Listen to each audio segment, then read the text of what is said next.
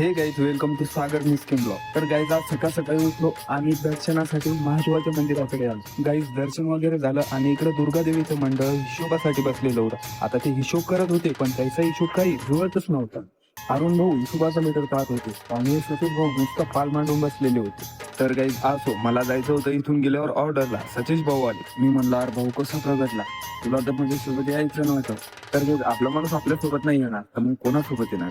तसंच गाईज, इथून गेल्यानंतर आमचं वेलकम झालं या सीताफळाच्या बागेमध्ये. सीताफळाची पाहणी केली आणि सीताफळाच्या झाडाला सीताफळ बरेच लागलेले होते. मात्र जो डाऊन माल दिसत होता तो आम्ही काढून टाकला. तसंच गाईज, मोहन भाऊला घेऊन आलो मी लोणारमध्ये. आता लोणारमध्ये आल्यावर कमळदा मातेचं दर्शनही झालं. तर गाईज, आम्ही फायनली लोकेशनच्या ठिकाणी पोहोचलो आणि तिथं आल्या आल्या आम्ही एकदा महाप्रसादाचा आनंद घेतला. येथे होमाचा कार्यक्रम शूट करायचा होता. मी शूट करायला लागलो आणि तब्बल कार्यक्रम 4 वाजेपर्यंत चालला. जर तुम्हाला व्हिडिओ चांगला वाटला असेल, फॉलो करून टाका.